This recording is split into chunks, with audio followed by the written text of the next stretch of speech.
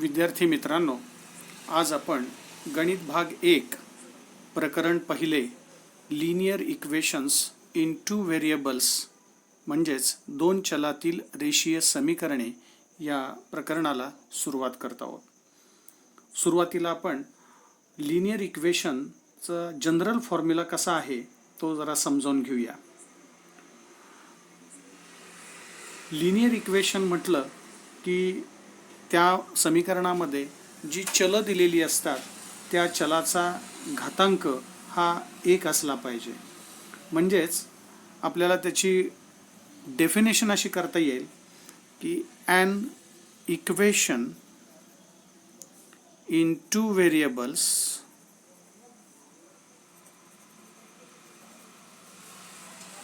with the degree of variables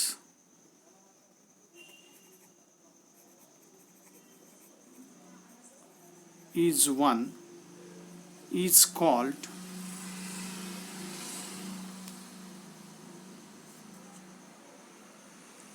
a linear equation.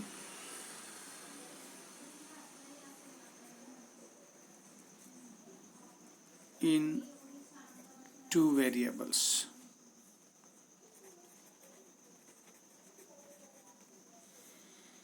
म्हणजे काय तर ज्या समीकरणामध्ये दोन चले आहेत आणि दोन्ही चलांचा सर्वात मोठा घातांक 1 आहे असं जे समीकरण असतं त्याला linear equation in two variables म्हणतात. मराठीमध्ये त्याला दोन चलातील रेषीय समीकरण का म्हटलंय तर यामध्ये दोन चले आहेत आणि हे दोन चलातील समीकरण आहे आणि या समीकरणाचा जर आपण आलेख काढला तर तो आलेख एक रेषा असतो म्हणून याला रेषीय समीकरण असं म्हटलेलं आहे. मग या दोन चलातील रेषीय समीकरणाचा जनरल फॉर्म्युला कोणता आहे तर ax अधिक by अधिक c बरोबर 0. इथे ए बी सी हे कॉन्स्टंट आहेत म्हणजे स्थिर संख्या आहेत आणि या तिन्ही संख्या रियल नंबर्स आहेत म्हणजे वास्तव संख्या आहेत. A B C belongs to R. R is a set of real numbers. A आणि बी दोन्ही संख्या नॉट इक्वल टू 0 असतात. सायमल्टेनियसली दोन्ही संख्या 0 असणार नाहीत आणि एक्स व Y X and Y are the variables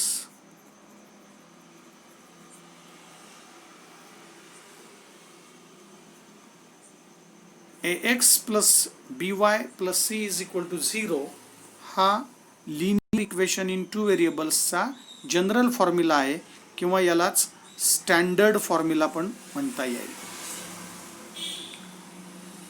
linear इक्वेशनची आपण काही उदाहरणं बघूया.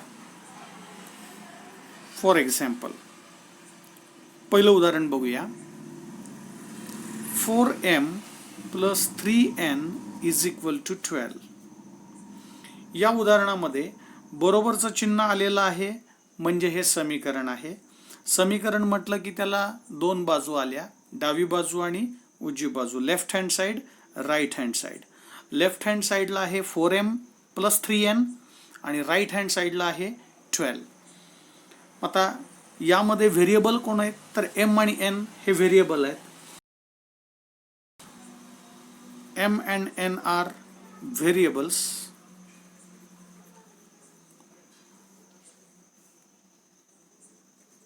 each with degree 1.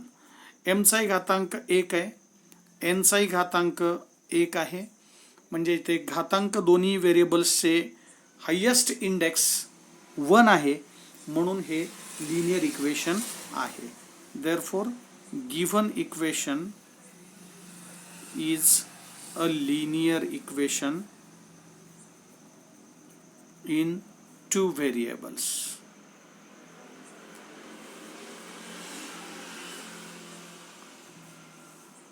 लक्षात येते तुमच्या याला linear equation in two variables का म्हटलेलं आहे तर या इक्वेशनमध्ये दोन व्हेरिएबल आहेत. व्हेरिएबल म्हणजे चल. m आणि n ही दोन चले आहेत आणि दोन्ही चलांचा सर्वात मोठा घातांक 1 आहे, म्हणून याला linear equation in two variables म्हटलेलं आहे.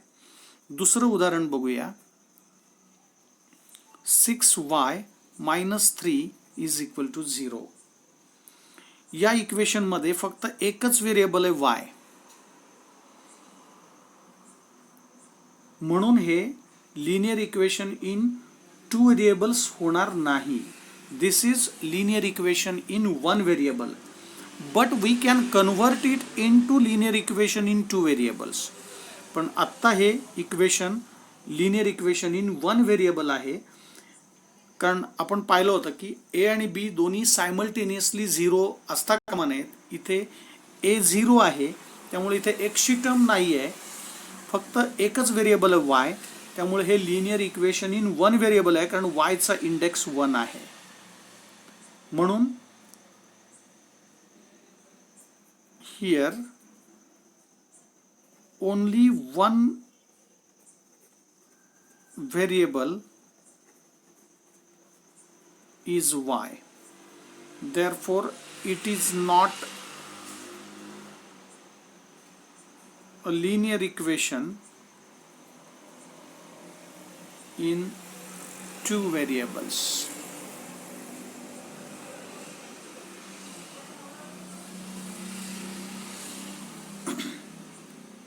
तिसरं उदाहरण बघूया.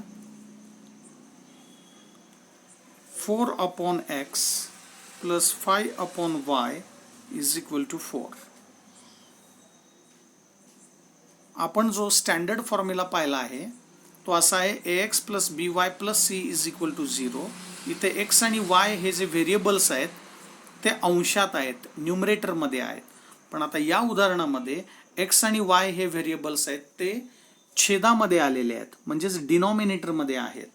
आता मी त्याला न्यूमरेटरमध्ये म्हणजेच अंशात आणतो आहे. 4 × x⁻⁻1. इथे x चा घातांक 1 होता दिलेल्या गणितात, त्याला मी न्यूमरेटरमध्ये आणल्यानंतर त्या घातांकाचं चिन्ह बदललं. आपण हा नियम इयत्ता 8वी मध्ये घातांक प्रकरणामध्ये शिकलेलो आहोत. म्हणून टर्म झाली 4 × x⁻⁻1 + 5 × y⁻⁻1 = 4. हियर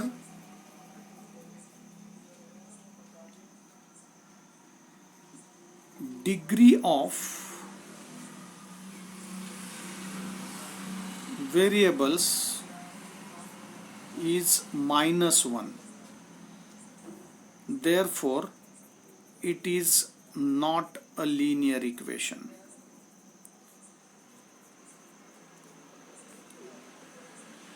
कारण आपल्याला माहिती आहे की स्टँडर्ड फॉर्म्युला आपण पाहिला त्यावेळेला ax + by + c = 0 हा आपला स्टँडर्ड फॉर्म्युला किंवा जनरल फॉर्म्युला आहे लिनियर इक्वेशनचा. यामध्ये हायेस्ट इंडेक्स जो असतो तो 1 पाहिजे आहे. या उदाहरणामध्ये हायेस्ट इंडेक्स आलेला आहे -1 दोघांचा, जो 1 नाही आहे, म्हणून हे linear equation in two variables म्हणता येणार नाही. चौथं उदाहरण बघूया. 6xy - 3y + 9 = 0. या उदाहरणामध्ये पहिली जी टर्म आहे xy, याचा इंडेक्स इथला 1 आहे xचा, yचा इंडेक्स 1 आहे. त्यामुळे या उदाहरणामध्ये the degree of xy is 2. आणि ज्या इक्वेशन मध्ये डिग्री 2 आहे ते लिनियर इक्वेशन होऊ शकत नाही, कारण डिग्री 1 असेल तरच त्याला आपण लिनियर इक्वेशन म्हणू शकतो. म्हणून it is not a linear equation.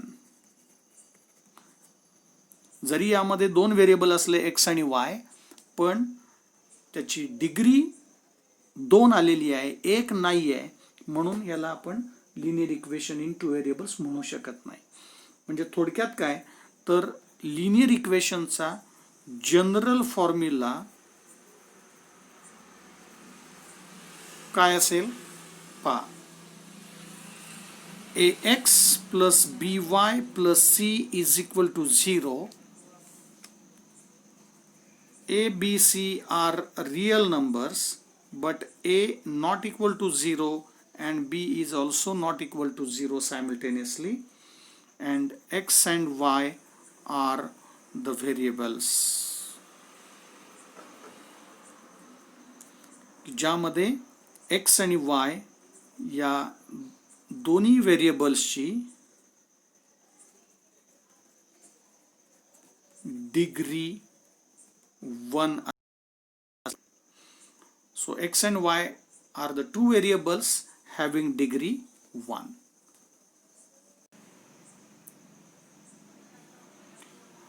पुन्हा एकदा बघा, linear equation in two variables. An equation which contains two variables and the degree of each term containing variable is 1 is called a linear equation in two variables. Ax plus by plus c is equal to 0. This is the general form of linear equation in two variables. A, B, C are real numbers. A and B are not equal to 0 at the same time. Now let us see which of the following are the linear equations in two variables or not. First example, 4m plus 3n is equal to 12. This is linear equation in two variables because there are two variables m and n having degree 1. Here the power of m is also 1 and power of n is also 1. So this is a linear equation in two variables having degree 1. Second example, 3x square minus 7y is equal to 13. Here the degree of this first term is 2. So this is not a linear equation in two variables. जरी यामध्ये x आणि y हे दोन variables असले तरीही पहिल्या टर्मची degree 2 आहे आणि दुसऱ्या टर्मची डिग्री 1 आहे. इथे या इक्वेशनमध्ये दोन्ही व्हेरिएबल्सची डिग्री 1 असणं आवश्यक आहे, पण इथे 2 आलेली आहे डिग्री, त्यामुळं हे लिनियर इक्वेशन होऊ शकत नाही. So this is not a linear equation, so no इथे लिहिलेलं आहे. तिसरं उदाहरण बघूया, √2x minus √5y is equal to 16. The degree of first term is 1, degree of second term is also 1, so this is a linear equation in two variables. So write S here. Fourth example, 0x plus 6y minus 3 is equal to 0. Here a is 0 आणि आपण पाहिलं मगाशी की a and b are not equal to 0 at the same time. Here a is 0 and b is 6. So this is not a linear equation in two variables. इथे 0 a ची किंमत आल्यामुळे first term 0 झालेली आहे. 0 into x 0. So first term is 0. So 6y minus 3 is equal to 0. This is the equation. आणि यामध्ये फक्त एकच व्हेरिएबल आहे y, म्हणून हे linear equation in one variable होईल. हे linear equation in two variable होणार नाही. आपल्याला विचारलं हे linear equation in two variable आहे का, तर हे linear equation in two variable होऊ शकत नाही, म्हणून इथे नो लिहिलेलं आहे. हे linear equation in one variable आहे आणि हे टू व्हेरिएबल मधलं लिनियर नाही आहे, म्हणून आपण इथे नो लिहिलेलं आहे. Now let us see fifth example, 0.3x plus 0y minus 36 is equal to 0. इथे a ची किंमत 0.3 आहे, b ची व्हॅल्यू 0 आहे, म्हणून हे लिनियर इक्वेशन होणार नाही, कारण a and b both are simultaneously 0 आहे, किंवा एक जरी 0 असला या दोन्हीपैकी तरी यातली एक व्हेरिएबल चा लोप होतो, म्हणजे इथे y चा लोप होतोय, म्हणजेच y व्हेरिएबलची टर्म निघून जाते आहे, म्हणजे याच्यात फक्त x व्हेरिएबलची टर्म शिल्लक राहते आहे, म्हणून हे linear equation in two variables होणार नाही. हे linear equation in one variable आहे. Let us see sixth example, 4/x plus 5/y is equal to 4. मग असे आपण हे उदाहरण पाहिलं होतं, डिनॉमिनेटर मध्ये आहेत, ते जर न्यूमरेटर मध्ये घेतले तर ते इक्वेशन असं होईल 4 into x raise to minus 1 plus 5 into y raise to minus 1 is equal to 4 असं इक्वेशन तयार होईल. आणि इथे डिग्री एक्स आणि वाय दोघांची पण, पहिल्या टर्मची पण डिग्री -1 आहे, दुसऱ्या टर्मची पण डिग्री -1 आहे. आपल्याला दोन्ही व्हेरिएबलची डिग्री 1 पाहिजे तरच ते लिनियर इक्वेशन होऊ शकतं.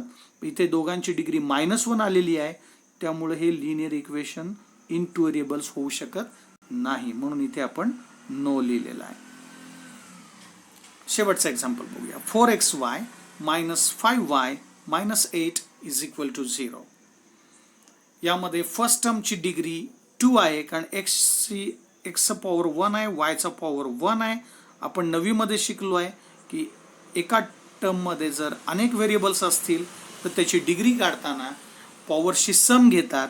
त्यामुळे पहिल्या टर्मची डिग्री 2 आहे, दुसरी टर्म आहे 5y, त्याची डिग्री 1 आहे, आणि हा कॉन्स्टंट आहे 8, याची डिग्री 0 असते.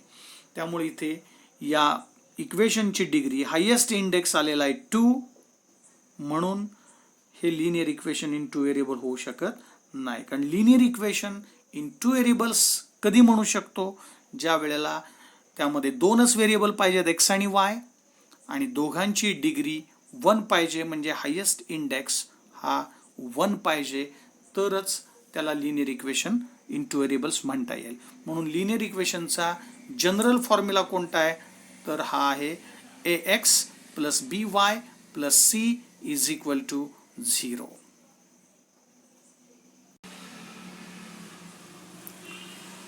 तुर्तास आपण या तासाला इथपर्यंत आलेलो आहोत की लिनियर इक्वेशन इन टू व्हेरिएबल्सचा जनरल फॉर्म्युला कोणता आहे.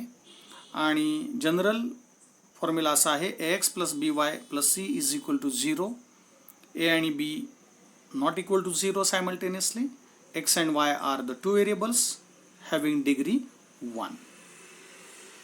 आणि आपण linear equation in two variables ओळखायला शिकलो आहे. तुर्तास इथेच थांबूया. लिनियर इक्वेशन सोडवण्याच्या पद्धती आहेत त्या आपण पुढच्या व्हिडिओमध्ये बघूया. धन्यवाद.